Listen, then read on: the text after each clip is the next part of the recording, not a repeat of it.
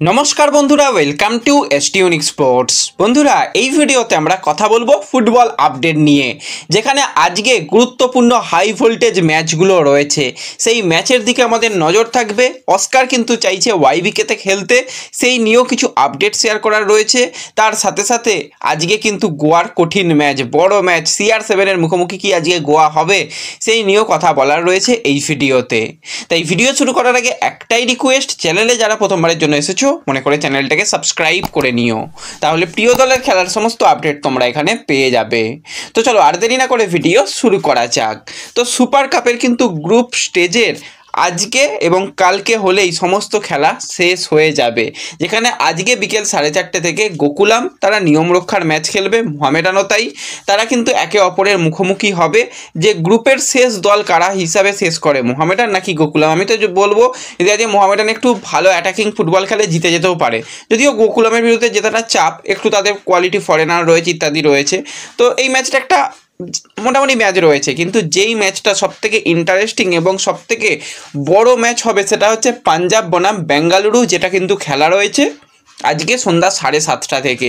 কারণ দুটো দলের পয়েন্ট সমান, গোল ডিফারেন্স সমান, গোল করেছেও সমান, গোল খায়নি।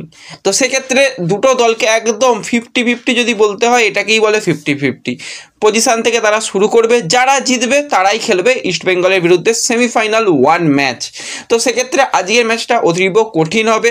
পাঞ্জাবের কাছে বেশ কিছু ভালো মানের কোয়ালিটি বিদেশি প্লেয়ার রয়েছে, অপরদিকে বেঙ্গালুরুর কাছেও রায়ান উইলিয়ামস এক গোলের মধ্যে রয়েছে।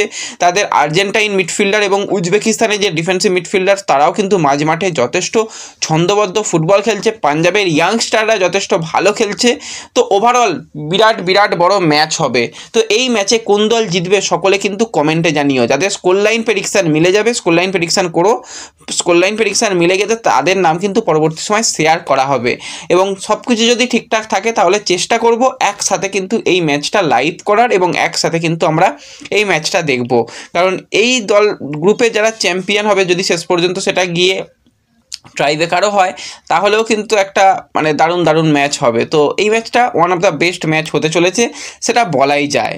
এবং এর সাথে সাথে যদি আমরা কথা বলি একটুখানি সেমিফাইনাল নিয়ে, তো সেমিফাইনাল নিয়ে কিন্তু ইস্টবেঙ্গল তারা চাইছে ওয়াইবিকে স্টেডিয়ামেতে যাতে খেলানো যায়। অস্কার ব্রুজনও তার গোয়ার যে মাঠের অবস্থা বা যেগুলো প্র্যাকটিস মাঠের অবস্থা সত্যিই খুব খারাপ, সেখানে যে কোনো প্লেয়ার যে কোনো মুহূর্তে বড়সড় ইনজুরি পেতেই পারে, এবং দর্শক তো গোয়াতে হচ্ছেই না।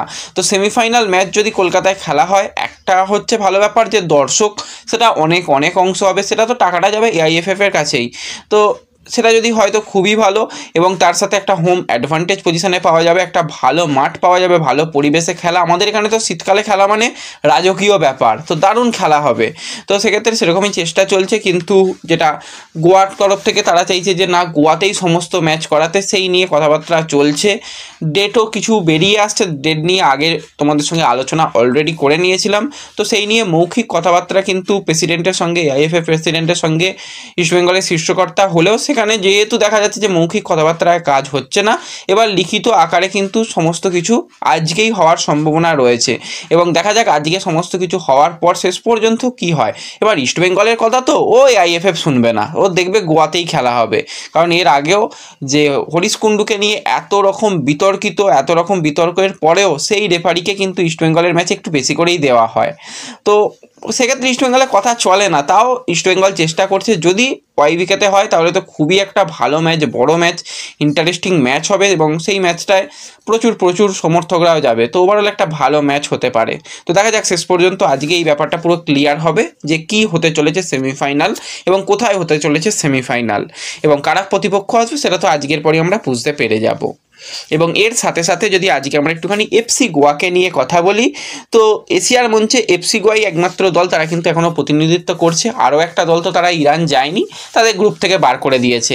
এবার মোহনবাগান যদি খেলতো, তাহলে মোহনবাগানে দেখো না, এখন তো সুপার কাপ শেষ হয়ে গেছে, তারাও তো AFCর মঞ্চে এখনও টিকে থাকতো, তারা খেলতো, সমস্ত ম্যাচ খেলতো, কিন্তু ওই এএফসিতে তাদের খেলতে ভালো লাগে না, তাদের ইচ্ছা নেই খুব একটা, সেই কারণে তারা খেলতে যায় না। তো সেখানে গোয়া তারা কিন্তু আজকে আল নাসেরের মুখোমুখি হবে। এর আগের ম্যাচটা গোয়া কিন্তু তাদের ঘরের মাঠে আল নাসেরের মুখোমুখি হয়েছিল, সেখানে CR7 আসেনি, কিন্তু অনেক বড় বড় প্লেয়াররা এসেছিলো এবং এসে তাদের গোয়ার পরিবেশ খুব ভালো লেগেছিলো, ইন্ডিয়া খুব ভালো লেগেছিলো। তো সেক্ষেত্রে আজকে গোয়া কিন্তু অ্যাওয়ে ম্যাচ খেলবে আল নাসেরের ঘরের মাঠে। মাঠটা তো কি সুন্দর তোমরা দেখেইছো, সেখানে যদি আজকে CR7কে কিছু মিনিটও নামানো হয় জাস্ট জমে যাবে। তো সেখানে কিন্তু আজকে গোয়াও তাদের শক্তিশালী পোটেন্সিয়াল প্লেইং 11 নিয়ে নামার চেষ্টা করবে। তো যদি লাইন আপ নিয়েই কথা বলি, তো আজকে গোলের তলায় ঋত্বিক তিওয়ারিকে শুরু করানো হবে, ডিফেন্স লাইনে পল মরিনোর সঙ্গে সন্দেশ জিঙ্গান, সাইড ব্যাকে বরিস, অপরদিকে আকাশ সাংওয়ান, মিডফিল্ডের ট্রেভর টেমর, সে কিন্তু রেড কার্ডের জন্য আজকের ম্যাচ খেলতে পারবে না। তো সেই জায়গাতে ড্র্যাজিজের সঙ্গে বোরহা হেরিরা, উইং পজিশনে উদান্তা এবং সাহিল টাবোরাকে রেখে আপ ফ্রন্টে সিবেরিও টেরোর সঙ্গে ইকার গোরাটেক্সনা, তাকেই কিন্তু শুরু করানো হবে। তো এটাই কিন্তু বেস্ট প্লেইং 11 হতে চলেছে। আর আজকে ম্যাচ শুরু হবে কিন্তু রাত 11:45 থেকে। টিভিতে তোমরা কোনোভাবেই খেলা দেখতে পাবে না, দেখতে গেলে ফ্যান করে সাবস্ক্রিপশন লাগবে, কোনো অসুবিধা নেই। রাতে লাইভ আসার তো সমস্ত রকম চেষ্টাই করব, লাইভ না আসতে পারলেও তোমাদের খেলা দেখার সমস্ত রকম ব্যবস্থা করে দেব। তার জন্য একটাই কাজ, চ্যানেলটাকে একটু সাবস্ক্রাইব করে ডেসক্রিপশন বক্সের লিঙ্ক থেকে বা পিন কমেন্টের লিঙ্ক থেকে হোয়াটসঅ্যাপ চ্যানেল, টেলিগ্রাম চ্যানেলে জয়েন হয়ে যাও, সেখানে খেলা দেখার সম্পূর্ণ ব্যবস্থা পেয়ে যাবে। আর এই ম্যাচটাও কিন্তু একটা ভালো ম্যাচ হবে, ম্যাচের স্কোর লাইন প্রেডিকশন করতে কিন্তু কেউ ভুলো না। লাস্ট যেটা এফসি গোয়া আল নাসেরের বিরুদ্ধে খেলেছিল, সেই ম্যাচটা 2-1 ব্যবধানে হারলেও খেলাটা ভাই নেক্সট লেভেলের হয়েছিল, গোয়া কোনো জায়গায় ছেড়ে কথা বলেনি। তো আজকেও যদি গোয়া তাদের সেই ছন্দবদ্ধ ফুটবল খেলতে পারে, আল নাসেরের বিরুদ্ধে কিন্তু ভালো রেজাল্ট হতেই পারে। তাই সকলে স্কোর লাইন প্রেডিকশান করো, মিলে গেলে প্রেডিকশান পরবর্তী সময় অবশ্যই শেয়ার করা হবে। এবং যদি আমরা ইস্টবেঙ্গলের গুরুত্বপূর্ণ প্লেয়ার নাওরে মহেশ সিংকে নিয়ে কথা বলি, তো মহেশ কিন্তু ইস্টবেঙ্গলের ক্যাপ্টেন হবার পর দুর্দান্ত পারফরমেন্স তার আমরা দেখতে পাচ্ছি। তার প্রত্যেকটা ম্যাচে কিন্তু সে নিজেকে পুরো ছাপিয়ে যাচ্ছে, সেটা বলতেই হয়। এবার কিন্তু এই নাওরে মহেশ সিংয়ের পারফরমেন্সে খুশি হয়েছে ইস্টবেঙ্গলের ব্রাজিলিয়ান মিডফিল্ডার মিগুয়েল। সে কিন্তু বলেছে মহেশের মধ্যে অনেক প্রতিভা রয়েছে, বল বাড়ানোর সময় সে দু চোখ মেলে দেখতে পারে সামনের দিকে, এবং ওর সঙ্গে আমার জুটি কিন্তু দুর্দান্ত এবং ভালো একটা জুটি তৈরি হয়েছে। এছাড়া যেটা আরও মহেশকে নিয়ে বলে, ওকে যখন প্রথম দিন দেখি অবাক হয়ে গিয়েছিলাম, সামনে বল বাড়ানোর দক্ষতা, খেলার বুদ্ধিমত্তা স্পষ্ট ওর মধ্যে ছাপ রয়েছে, এটা চট করে দেখা যায় না। এছাড়াও কিন্তু যেটা জানায় যে এছাড়া আমাদের মিডফিল্ড পজিশনে যে সমস্ত প্লেয়ার রয়েছে তারা কিন্তু প্রচুর পরিমাণে ওয়ার্ক রেট নিতে পারে, যেরকম রাশিদ বক্স টু বক্স যেরকম খেলতে পারে সেরকম প্রচণ্ড পরিমাণে শক্তিশালী প্লেয়ার। তো এরকম প্লেয়ার দলে থাকলে কিন্তু অবশ্যই তারা দলের সম্পদ। এবার কিন্তু আর কোনো কিছু ভাবনা চিন্তা নেই, আমরা কিন্তু দলের হয়ে ট্রফি জিততে চাই এবং ইস্ট বেঙ্গলের হয়ে প্রথম ট্রফি জেতার স্বাদ পেতে চাই। তো ওভারঅল কিন্তু দলের একটা ছন্দবদ্ধ পরিবেশ তৈরি রয়েছে, মিডফিল্ডের প্লেয়াররা কিন্তু নিজেদের মধ্যে খুব ভালো সম্পর্ক, সেখানে সল বলো, মিগুয়েল বলো, রাশিদ বলো, মহেশ বলো, এই যে মিডফিল্ডাররা খেলছে, বা যদি আমরা জিকসান সৌভিকের কথাও বলি, মিডফিল্ড কিন্তু ইস্টবেঙ্গলের দুর্দান্ত, সেটা আমরা খেলার মধ্যেও দেখছি, খেলার মাঠের বাইরেও কিন্তু তাদের মধ্যে একটা খুব ভালো সম্পর্ক রয়েছে। হ্যাঁ, এখন জিকসান হয়তো বা সৌভিক হয়তো ফার্স্ট 11-এ সুযোগ পাচ্ছে না, কিন্তু তারাও সুযোগ পাওয়ার জন্য মুখিয়ে রয়েছে। যখনই তারা সুযোগ পাবে নিজেদের কিন্তু আরও মেলে ধরবে, সেটুকু বোঝা যাচ্ছে। দলের মধ্যে এই একটা হেলদি কম্পিটিশান থাকলে দল আরও ভালো হবে, সেটুকু বলাই যায়। এবং বেঞ্চের শক্তি ইস্টবেঙ্গলের কাছে যথেষ্ট ভালো রয়েছে। এবং অস্কার ব্রুজেন যেটা জানিয়েছে, গোটা দলের সাফল্য পেতে এখন মরিয়া, সমর্থকদের বলবো একটু সময় দিন প্লিজ, কথা দিচ্ছি হতাশ করব না, এটা কিন্তু অস্কার ব্রুজেন জানিয়ে গেছে।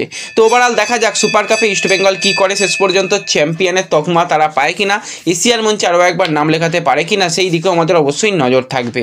তো এই ভিডিওতে এই আপডেটগুলোই শেয়ার করার ছিল। ভিডিও ভালো লাগলে লাইক শেয়ার করে দিও, চ্যানেলে প্রথমবারের জন্য এলে সাবস্ক্রাইব করে নিও। দেখা হবে পরবর্তী ভিডিওতে, ধন্যবাদ।